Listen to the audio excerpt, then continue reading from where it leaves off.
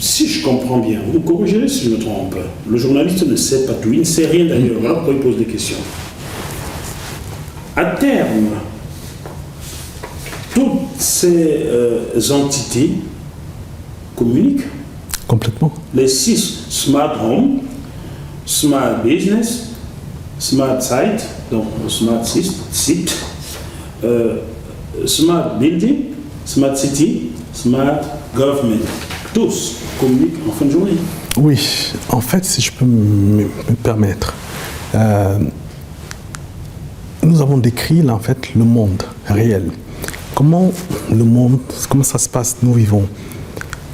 Vous avez une maison, vous avez votre entité en tant que Jackie Mwafo, l'être humain protégé par les droits universels de l'homme. Vous pouvez vivre dans une île déserte si vous voulez. C'est votre entité en tant que personne, citizen, dans la plateforme.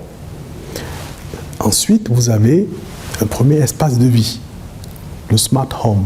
C'est votre maison. Vous vivez dans votre maison, nous vous donnons un outil de gestion de vie dans la maison. Le matin, vous vous levez. Vous vous retrouvez où dans la matinée? Dans les transports en commun, sur la route. Vous êtes sous la réglementation, vous avez de nouvelles règles à respecter dans cet environnement. C'est quelle entité? C'est le Smart City. C'est la cité qui gouverne cet espace commun. Donc là, pendant ce moment, vous utilisez votre Smart City. Une fois que vous arrivez à votre lieu de travail, ça peut être soit une entreprise, donc vous y rentrez, vous continuez, vous basculez sur le Smart soit une entreprise, le Smart Business, soit vous allez travailler dans un chantier ou un site opérationnel. Par exemple, je vais travailler à l'aéroport ou au port, ou dans un chantier ou dans une usine. Ça, c'est le Smart Site. À partir de ce moment, c'est Kezan Smart Site. Vous basculez là-dessus. Quand vous allez finir, vous allez dire, par exemple, j'ai fini mon travail, je retourne en fin d'après-midi, je vais peut-être passer dans un magasin. Quand je vais dans un magasin, ils utilisent le Smart Business for Retail, c'est ça, pour le shopping. Et voilà, et donc vous basculez, non, voilà. C'est aussi, en fait... Il suffit de toucher pour basculer. Oui, bien sûr, absolument. Absolument. Voilà, et quand vous avez besoin d'interagir avec votre gouvernement ou un autre gouvernement, c'est le Smart, ou la mairie, c'est Smart City, Smart Government. Voilà. Voilà, en fait, ça dit toutes ces entités, c'est le parcours de vie de l'être humain que je digitalise, je mets dans la plateforme. Et en fait, je permets à l'être humain qui, au cours en fait, de son parcours de vie quotidien, navigue dans le digital. Il est dans le réel, mais il est dans le digital. Le digital lui permet de faire quoi? Gagner en safety, en sécurité. C'est-à-dire, par exemple, vous savez, si je suis dans un smart site, dans un chantier, ça va m'éviter des accidents. Mais si je suis dans une école, dans la cour de récréation d'une école, etc., bien sûr, il y a toute la partie smart site, puisque une école est considérée comme un site. Nous avons tout ce qui est gestion health and safety, c'est-à-dire tout ce qui est sécurité et gestion pour la sécurité de nos enfants, etc., intégré à la plateforme. Donc voilà, vous savez, c'est vraiment ça le parcours de vie qu'on essaie de ramener dans la paume de la main et de façon basique, très simple.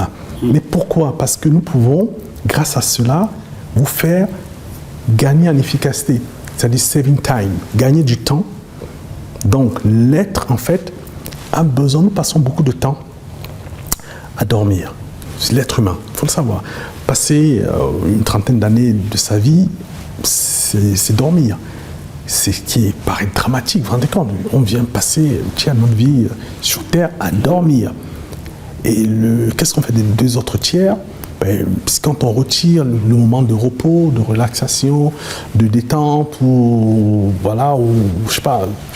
Mais en fait, on n'a que le tiers qui peut faire des choses efficaces.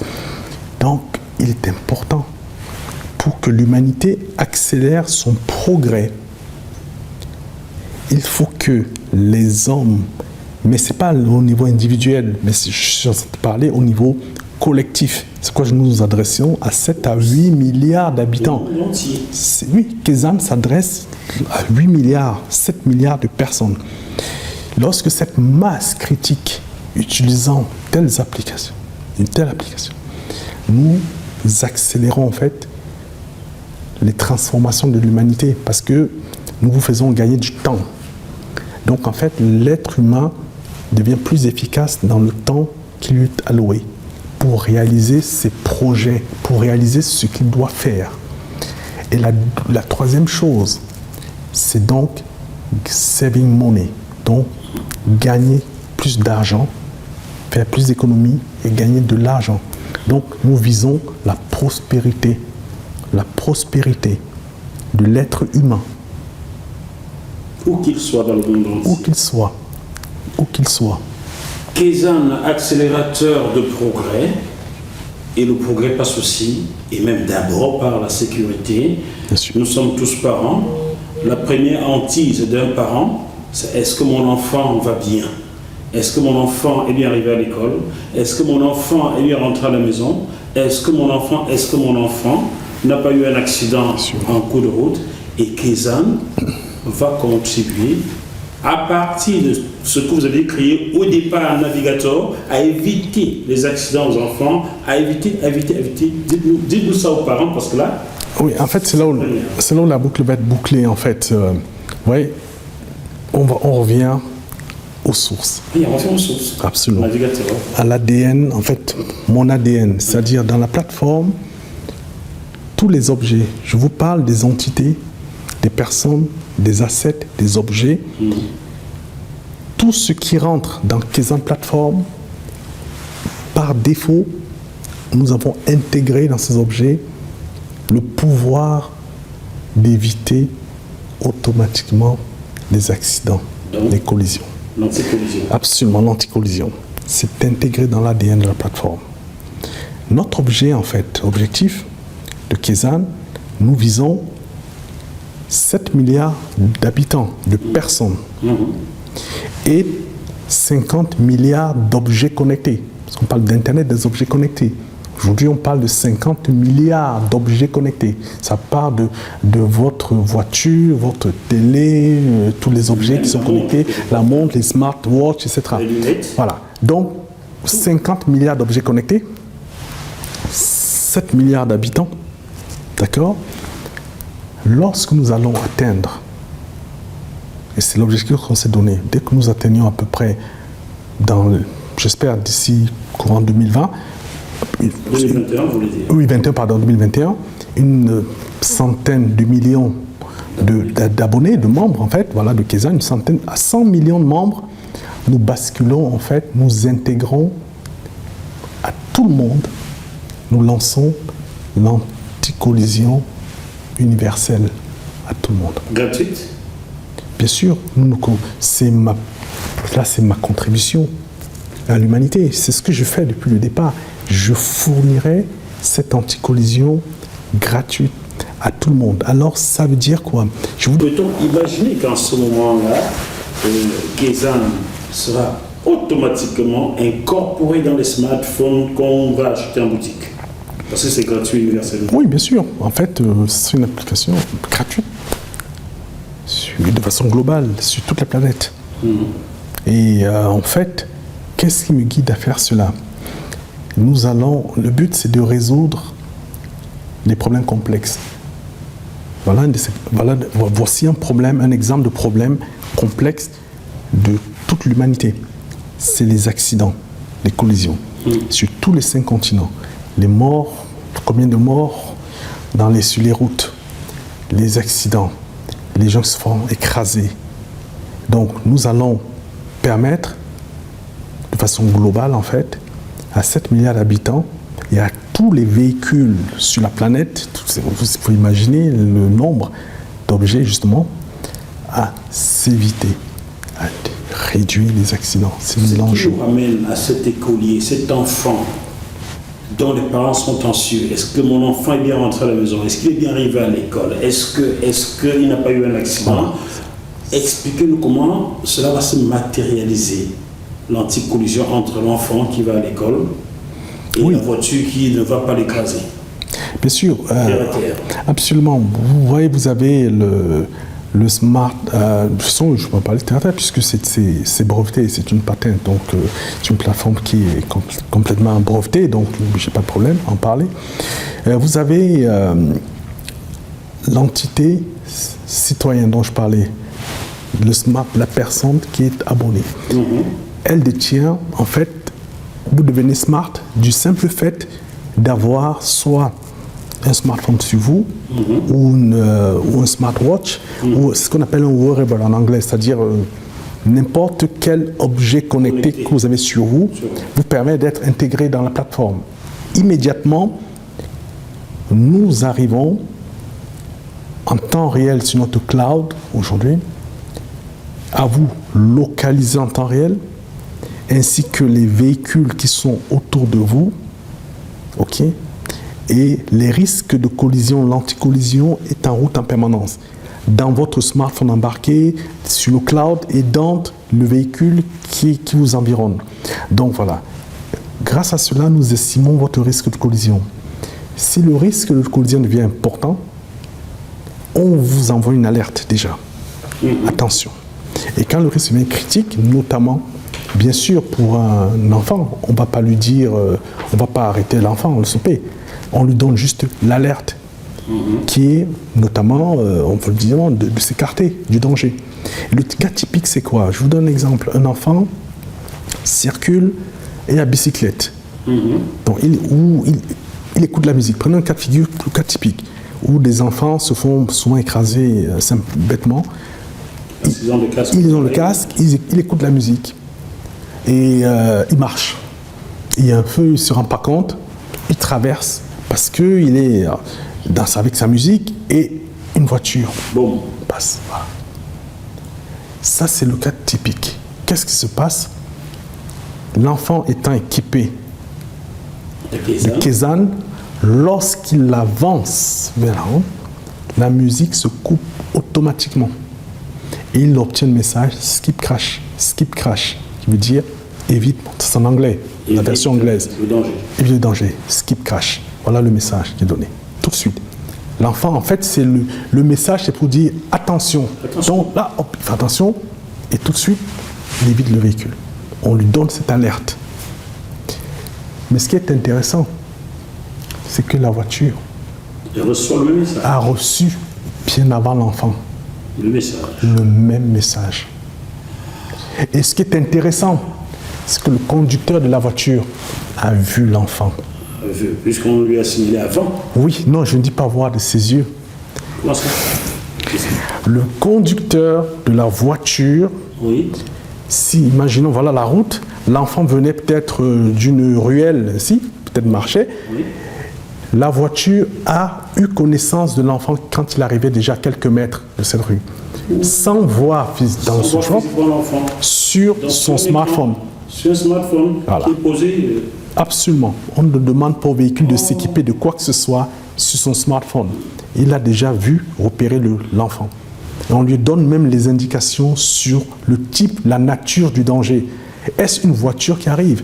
Imaginez, vous savez combien l'accident typique, y compris dans tous les pays du monde, les croisements de routes perpendiculaires.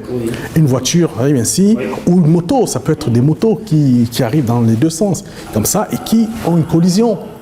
Mais ça n'arrivera pas. J'ai vu cela à Douala. Deux Benzikinos sont rentrés dedans un matin et l'un est mort sur place. S'ils étaient équipés de Kézanne, absolument, ils auraient évité. On aurait sauvé un mec ce jour. Voilà, chacun d'eux aurait reçu le même message immédiatement et en lui montrant. Donc il suffit de la moto de poser son smartphone, il aurait, comme dans une Google Maps, il aurait tout de suite sur le map la moto qui venait en sens à 90 degrés. Qu'est-ce qu'il aurait? On lui demande de ralentir. Il connaît le danger qui arrive, à quelle vitesse elle arrive, toutes les informations sont dessus. Ça, c'est l'anticollision. On l'envoie, on généralise notre anticollision à tout le monde. Le piéton, ça s'appelle le pedestrian protection, et celui qui est en moto, celui qui est en bicyclette, celui qui est en voiture, tu vois. Que répondriez-vous à ceux qui craindraient pour leurs libertés individuelles? Mais ils ont tout simplement le droit de ne pas l'activer, l'autoriser, simplement, bien sûr. Ça veut dire que celui qui a rangé ses documents dans Smart Home, dans le dossier documents, ces documents sont protégés. Complètement sécurisés. On n'autorise pas quelqu'un à avoir accès à ce document-là, on n'a jamais accès à ce document. Bien sûr, absolument.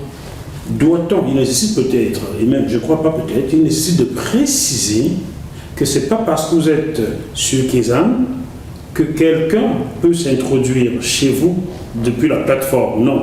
Tant que vous ne donnez pas autorisation à quelqu'un de voir l'intérieur de chez vous en filmant vous-même, on ne voit pas l'intérieur de chez vous. Bien sûr. Donc vous restez maître de ce que vous faites, ce que vous partagez, ce que vous... Absolument. Vous restez maître. Bien sûr, tout est complètement sécurisé. Vous savez, nous sommes le métier de Kezan et d'SK Solutions depuis 30 ans. C'est la sécurité, c'est sauver des vies humaines, c'est de l'anticollision. Donc vous imaginez le degré de qualité et de rigueur dans nos algorithmes, dans nos systèmes de sécurité, de sécurisation des réseaux. Vous savez, pour que l'armée française utilise nos technologies, il y a un certain benchmark. Absolument, donc il y a un certain niveau. Donc voilà, nous sommes en fait tout simplement dans la règle de l'art. Nous développons nos solutions sur nos équipes aujourd'hui qui se trouvent depuis déjà des années. Sont partis de Sophia Antipolis, ont migré vers Dubaï, ils se trouvent depuis pas mal d'années, ça fait déjà 7 ans, sur la Silicon Valley. Donc nous, nos architectes, nos développeurs, nous travaillons à partir de la Silicon Valley. Nous sommes au cœur de ce qui se passe. Nous utilisons les architectures. Kezan, c'est les architectures les plus modernes en matière de technologie. Ce que nous faisons, il n'y a pas quelque chose qui est plus moderne que ce que nous faisons en matière d'informatique. Il n'y en a pas. Nous sommes au cœur de ces choses. Donc voilà. Le monde entier attendait Steve Jobs, il est parti sans l'avoir réalisé. Le monde entier attendait Zuckerberg, il n'est pas en train de le réaliser. Le monde entier attendait Bill Gates. C'est Séverin Kézeux, enfant du Cameroun, qui est en train de révolutionner le monde avec Kezan. Est-ce que vous vous rendez compte de la responsabilité que vous vous êtes mis sur les épaules, Dr Séverin Kézeux? Oui et non, parce que ma motivation, c'est la résolution de problèmes complexes. Je pars du principe qu'il y a 7 problèmes à résoudre. Je vous ai parlé de la femme qui vend ses bénis au bord de la route. C'est un problème extrêmement complexe de lui fournir un portefeuille digital qui lui permettrait de ne plus se faire agresser peut-être par des personnes dans le quartier parce qu'elle aurait de l'argent avec elle, etc. Pour le petit boutiquier qui va manipuler de moins en moins d'argent dans sa boutique. Il a besoin qu'on l'adresse. Absolument. Donc c'est qui tient un café à Paris. Absolument. Il a besoin qu'on vienne le braquer. Bien sûr. Il n'a pas d'argent. Absolument. Donc c'est des problématiques, des problèmes très complexes sur lesquels qui me motivent en fait. Des problématiques d'éviter les accidents sur les 5 continents. Et réduire le nombre de morts. C'est de réelles problématiques. Voilà. Ce qui me motive, on parlait encore de l'avantage du dernier. L'avantage du dernier par rapport à ceux qui sont déjà développés. Vous avez une problématique. Quel est l'un des grands problèmes de l'Afrique aujourd'hui, des pays émergents? C'est l'adressage. L'adressage. Oui. Avoir une adresse précise pour recevoir un colis en Afrique. Un colis. Parce que c'est ce qui bloque, par exemple, l'émergence de l'e-commerce en Afrique. Il n'y a pas de problème d'adressage. En Europe, vous avez votre adresse, Jacques Moifo, je ne sais pas, Paris, tel endroit, tel numéro de bureau, etc. Voilà. Par contre, mais au Cameroun, au Gabon, il n'y a pas. On n'a pas cela. Donc, vous comprenez qu'une fois que vous êtes ce smart home, ben vous avez tout, puisque ce smart home, vous êtes géolocalisé. Vous avez votre smart home. Donc, si tous les habitants du Cameroun se mettent sur smart home, le gouvernement du Cameroun, en un clic, a résolu son problème d'adressage. De recensement, presque. Bien sûr, je vais plus loin. Mais bien sûr, une fois que nous avons l'adressage résolu, vous avez dans le smart home, vous avez enregistré les personnes qui habitent chez vous. Chez vous. D'accord? Donc le recensement est fait. Mais on va plus loin que ça. Dans le Smart Home, nous gérons, parce que c'est très important.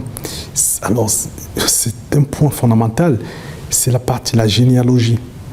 L'Afrique, nous avons un problème. Et ça, je vous parle parce que c'est des choses qui me motivent depuis 30 ans pour apporter toutes ces technologies. Nous avons un problème en Afrique, c'est notre passé, notre histoire, comme n'est pas écrite, et notre généalogie. Vous savez, je vais vous expliquer. Mon nom, Keze, parce qu'en fait, mon papa s'appelle Tchongang. Donc, mon nom complet, c'est Séverin Keze Tchongang. Donc, Keze, c'est le nom que mes parents me donnent à moi, que je redonne à mes enfants. Bon, vous savez comment ça se passe au Cameroun. Voilà. Donc, Keze, qu'on me donne comme nom, Keze, c'est le nom, je l'ai de la part de ma mère. Ce nom ne vient pas de Bangoa, parce que je suis de Bangoa, d'Undé. Ça, c'est mon papa. Oui. Ma maman est de Bangou. Bangou? Oui. Ah, je salue le roi Maurice Ngabo. Voilà. Donc, de Bangou, j'obtiens le nom donc, de mon grand-père, Keze. Donc, quiconque s'appelle Keze au Cameroun a un lien avec moi. Évident. Pourquoi? Parce que c'est un nom qui n'a pas de généalogie. Je m'explique. Mon grand-père était quelqu'un qui a été retrouvé, un bébé, abandonné. Et c'est le chef Bangou qui s'appelait Kémajou? Je pense, à cette époque. Kémajou. Oui. Qui donc l'a accueilli à la chefferie. Et il a grandi là-bas. Et le chef Kémajou lui a donné le nom, Keze. Que veut dire Keze? En Bangou, ça veut dire sans nom. Ça veut dire que je suis quelqu'un qui n'a pas de généalogie. Je n'ai pas de nom. C'est ce que ça veut dire littéralement, sans nom. Et j'en suis très fier de le porter. Sans nom. On ne sait rien de ce qu'il y a avant. Chacun peut vous coller le nom qu'il veut. Absolument. C'est pour cela que vous travaillez pour le monde entier. Tout à fait. Vous appartenez au monde entier. Oui.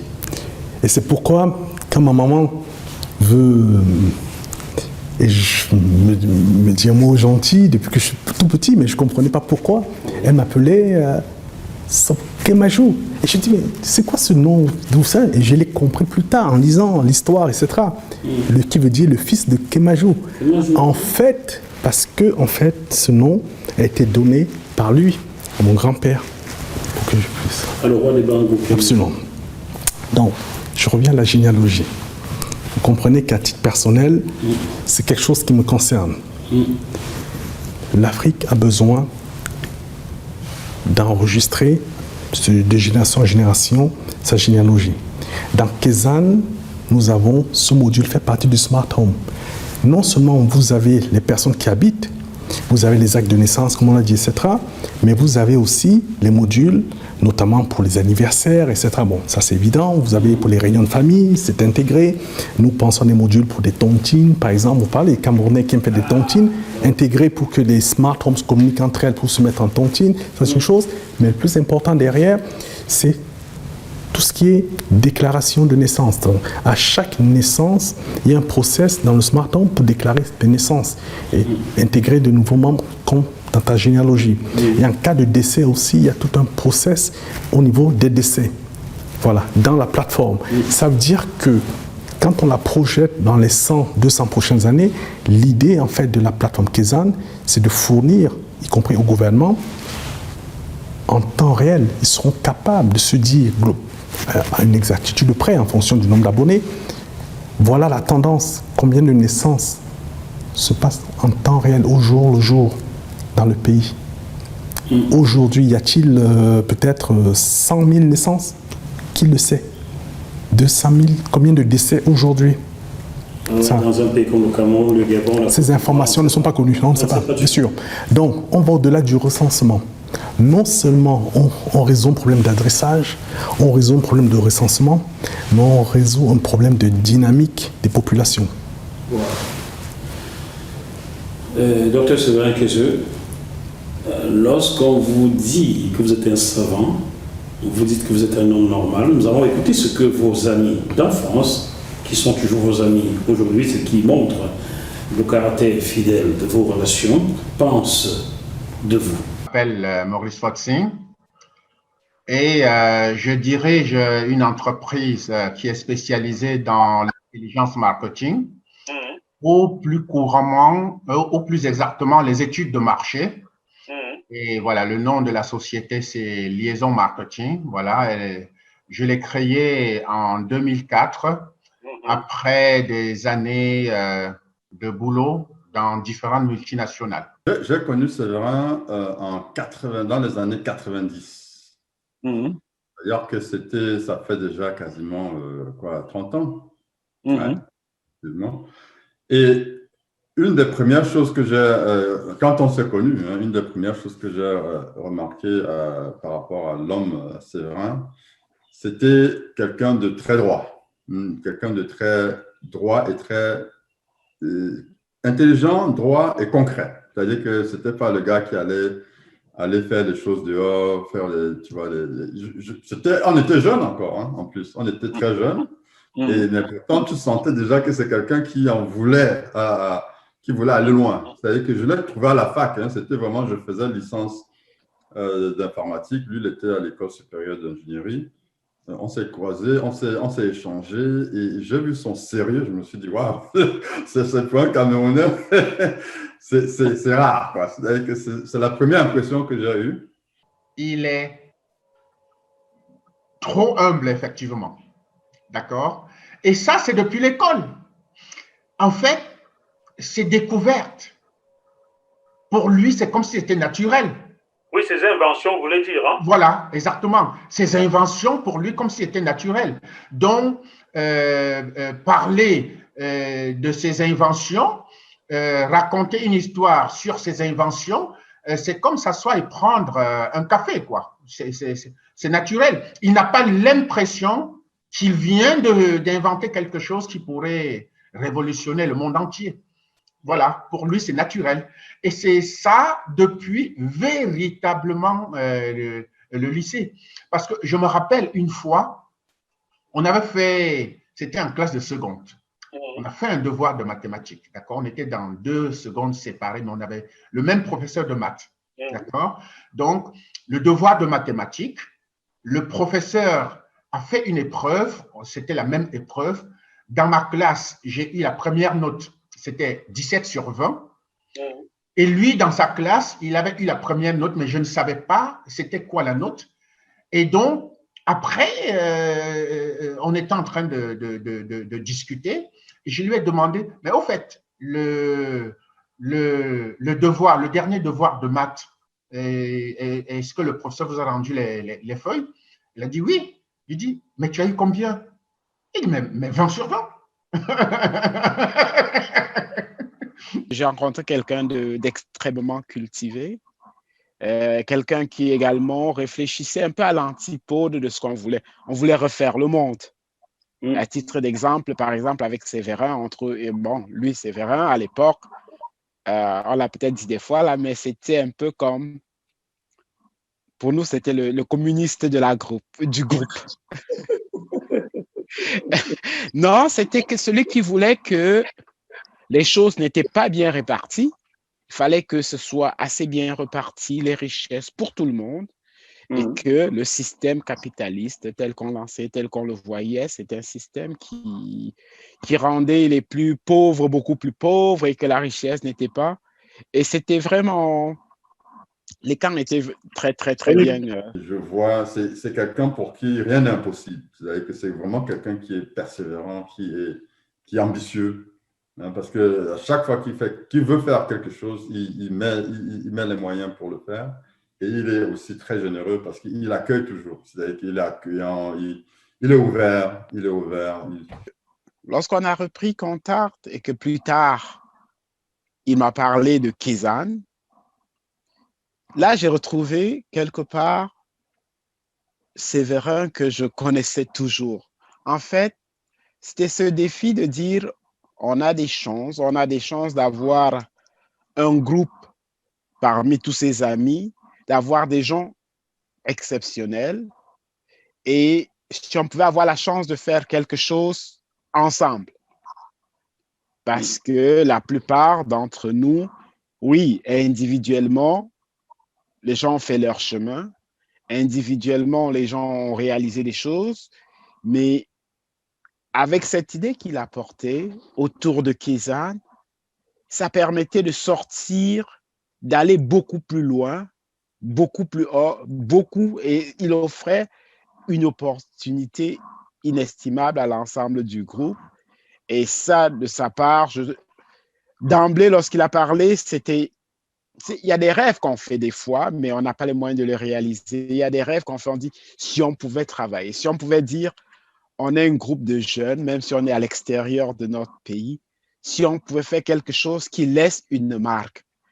Et avec Kizan, cette idée géniale d'apporter et d'y associer d'autres personnes, moi par exemple, d'emblée, lorsque j'étais tellement enchanté, j'aurais tout donné pour le faire.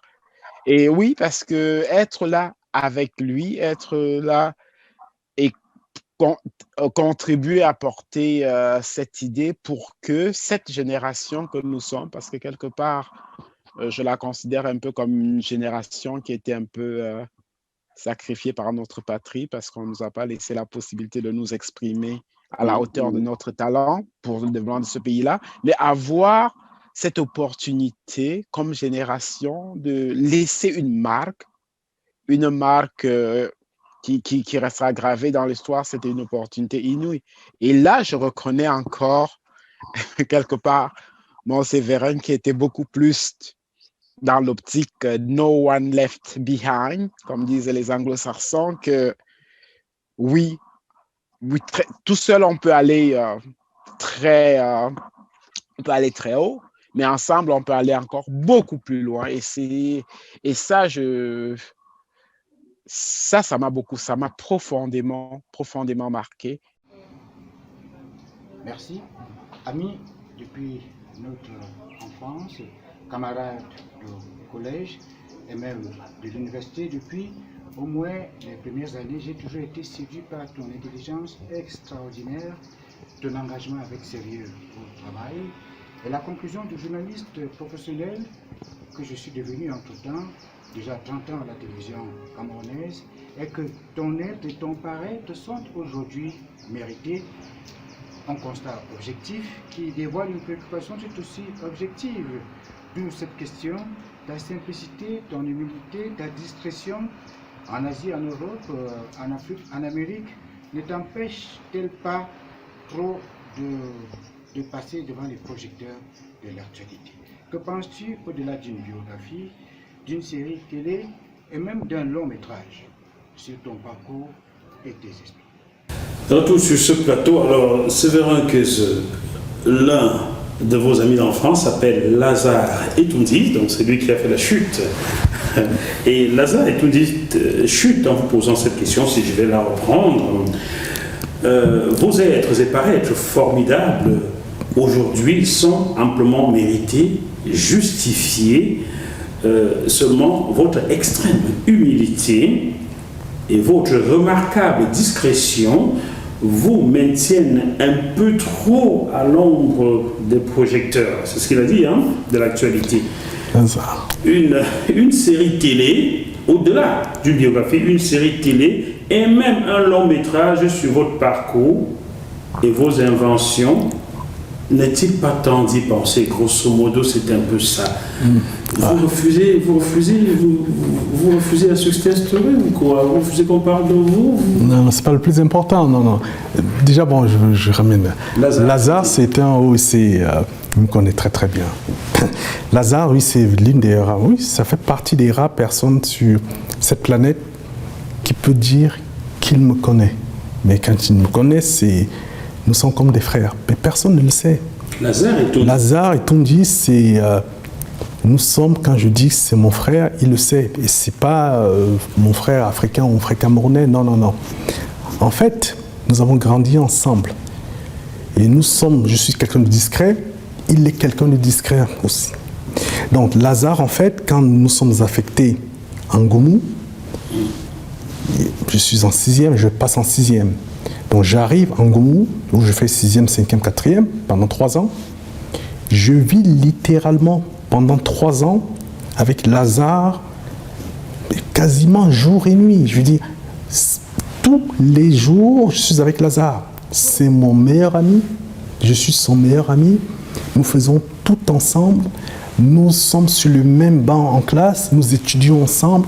Je dors chez lui, il dort chez moi. Voilà, Lazare, c'est vrai.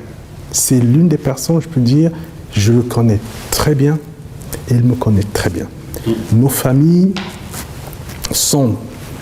Voilà, Lazare à la maison, c'est l'enfant de la maison. Moi, je suis chez Lazare avec sa maman, qui est malheureusement décédée il y a 2 ans. C'est ma maman. Et puis Lazare, soit son grand frère, son petit frère, ses sœurs, c'est ma famille.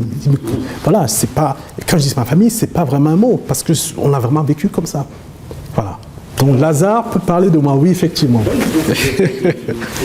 Votre extrême mobilité et votre remarquable discrétion vous maintiennent un peu trop à l'ombre des projecteurs et de l'actualité. Ne serait-il pas temps, au-delà d'une simple biographie, de penser à une série télé sur vous et même un long métrage sur votre parcours et vos inventions? Qu'est-ce que vous répondrez à votre frère qui vous regarde certainement? Oui, je pense que si le but c'est d'édifier les jeunes, d'édifier notre peuple en fait, notre jeunesse, afin de leur permettre de peut-être s'identifier, de progresser, de prendre des risques, d'innover dans leur entreprise, dans leurs études, dans quelque domaine que ce soit, oui. Pourquoi pas? Si c'est dans ce but. Si ce n'est pas dans ce but, ça ne m'intéresse pas. Du tout. Ça ne m'intéresse pas. Du tout. Je vous dis, pour la petite histoire, je peux le dire, hein, puisque notamment en France, je ne peux pas dire précisément, je ne peux pas dire les détails dans cette émission, mais je préfère dire la France, puisque les personnes qui voulaient écrire cette biographie, justement à souvenir, sont voilà, au plus haut niveau de l'État. Ça fait déjà des années. Ça a été demandé et redemandé, à insister d'écrire cette biographie. Et moi, n'ayant pas le temps, on dit non, on vous l'écrit pour vous, etc. Je dis, mais non. Qui mieux peut écrire sur moi que mon peuple? Je suis désolé. Donc ça a été longtemps. Non. Ils ont même commencé l'écriture, il y a de cela quelques années en arrière, juste quelques années. Le projet n'a jamais abouti parce que je n'ai pas donné de suite. Parce que ça ne m'intéresse pas. Voilà, le point de vue, je ne peux pas être une justification de la France et à ses relations avec l'Afrique, etc. Pas du tout, ça ne me concerne pas, ça ne m'intéresse pas. Et j'ai un point de vue différent. Là, je parle à mon peuple, ce qui est différent. Il y a d'autres personnes qui ont dit de vous, dit des choses sur vous. Jean-Bertos Simo et Merlin Yamsi. Merlin Yamsi est en Californie, je crois bien. Oui, Californie, sur la Silicon Valley, pour l'instant. Et Jean-Bertos Simo est à Montréal, au Canada. Les deux pensent, comme Lazare et Tondi, que vous êtes quelqu'un de trop discret, vous méritez qu'on vous mettez d'être en lumière, car pour eux, vous êtes le meilleur d'entre eux. Mais vous n'acceptez jamais. Non, parce que c'est pas important. Une fois de plus, je le dis et je persiste. Le but, c'est à quoi ça sert. Si ça apporte quelque chose réellement d'impactant, oui. Et c'est dans ce sens que maintenant, bien entendu, ayant apporté mon projet que j'appelle mon projet de vie, c'était Kézanne. Aujourd'hui, je commence à rendre à l'Afrique et au Cameroun ce que mon pays m'a offert. Parce que mes inventions, tout ce que je fais. La France, c'est pour une partie académique, mais au niveau de ma connaissance de plein de choses, je l'avais, j'ai lu. C'est au Cameroun que ça s'est passé. Et c'est ça que les gens doivent comprendre. Quand je vois, notamment, je vois sur les réseaux sociaux, j'ai découvert souvent des petits gamins de 10 ans, de 7 ans, qui fabriquent des choses extraordinaires, des voitures, des choses automatisées. J'en ai même vu un qui a fait un petit avion, je crois que c'est dans le sud-ouest, quelque chose comme ça. C'est extraordinaire, vous ne vous rendez pas compte. La capacité, le talent que ces petits-enfants, ce qu'ils peuvent anticiper pour la transformation de l'Afrique, c'est énorme. Donc ce n'est pas en Europe, dans les diplômes, etc. Non, pas du tout. Moi, je me considère comme un autodidacte, c'est pas important. Ah oui, bien sûr. Quelle modestie, vous avez bien raison, dit que vous êtes très humble, vos amis. Ah non, bien sûr, je le suis. C'est pas que je me considère, je le suis. Pourquoi? Parce que, vous savez, la création, je suis dans la création, dans l'invention, donc je n'ai pas besoin, ce n'est pas l'école qui t'apprend ça. C'est un état d'esprit, c'est une façon de voir la vie et un besoin, en fait, une frustration quelque part, un besoin de voir les choses qui changent sur la planète, les choses qui... Voilà. Donc, non, pas besoin de l'école pour ça. L'école ne sert pas à ça. Et puis, voilà, je suis un autodidacte. Ouais. L'enfant qui est parti du Cameroun frustré car son pays ne lui donnait pas ce qu'il méritait aujourd'hui, a lancé un fonds d'investissement d'1 milliard de francs CFA pour encourager les jeunes start-upers africains. Et devinez par quel pays il commence. Celui qui ne lui a pas donné la chance de devenir ce qu'il est aujourd'hui, son pays, le Cameroun. Oui, donc c'est ce que je disais. Donc ma priorité, c'est de voir comment impacter les autres. Donc je me dis, au-delà d'inspirer, c'est bien beau, c'est vrai, comme mon ami Lazare dit, comme Merlin aussi le dit, Jean Bertos, oui, pourquoi pas, voilà, une série, quelque chose qui aurait pu. Ok, c'est bien beau, mais moi je pars toujours d'un principe, je suis quelqu'un de pratique, de terre à terre. Vous savez, je suis un ingénieur, je suis un homme de terrain. Donc au lieu d'apprendre, je dis toujours, effectivement, je suis d'accord de ceux qui disent, au lieu de donner du poisson à quelqu'un, il faut mieux lui apprendre à pêcher. Et c'est ce que je veux faire. Par contre, moi je rajoute quelque chose chaque fois. Ça c'est mon côté empathique et humaniste. C'est ma nature, je ne peux pas la changer. Je me dis, mais il vaut mieux aussi quand même donner un casse-croûte à la personne pendant qu'il apprend, pendant qu'il pêche. Donc, en fait, c'est pourquoi je prends ce fonds d'1 milliard de francs CFA pour aider, en fait, et impacter ce développement. Donc, au lieu que ce soit uniquement un discours que j'apporte à des entrepreneurs dans le domaine de la science, de la transformation, de la technologie et du business, mais je leur apporte aussi quelque chose dont ils ont réellement besoin, puisque nul que moi ne peut mieux être placé pour connaître l'importance des fonds dans un développement d'entreprise. Vous savez, on va dire, oui, avant d'avoir une valorisation de 100 millions de dollars, on a été à 4 reprises comment dire, pas que ça, oui, proche de la disparition, à 4 reprises. Donc, c'est comme ça le business, c'est comme ça les cycles. À 4 reprises, donc à 4 fois en 30 ans, j'ai vu ce que c'est que se trouver au bord du gouffre. Mais voilà, mais ça fait partie du travail. Il faut persévérer, il faut endurer, etc. Donc je sais ce que veut dire la difficulté, je sais ce que veut dire dans l'entrepreneuriat le manque du centime qui permettrait de faire, d'avancer. Je suis conscient de cela. Vous savez ce que c'est que l'injustice, ne pas donner à l'enfant qui mérite ce dont il mérite. Bien sûr, bien sûr. Oui, et c'est aussi quelque part, de façon inconsciente, ce que j'aimerais peut-être rétablir à mon petit niveau. Me dire, voilà, je dis pour l'instant mon petit niveau. Parce que je pense que, oui, aujourd'hui, avec 1 milliard de francs CFA, quelques startups, quelques entreprises vont pouvoir voilà, mieux prospérer, s'élever. Voilà, c'est mon but, hein, c'est vraiment mon but. Voilà. Afin d'entraîner une dynamique, parce que le but, c'est, je démarre par le Cameroun, donc ces fonds sont liés au Cameroun, en totalité, pour le Cameroun. Ensuite, j'observe. Ensuite, nous les multiplions. Les autres fonds, c'est pour l'Afrique. Donc c'est une démarche qui est dans le temps. Voilà.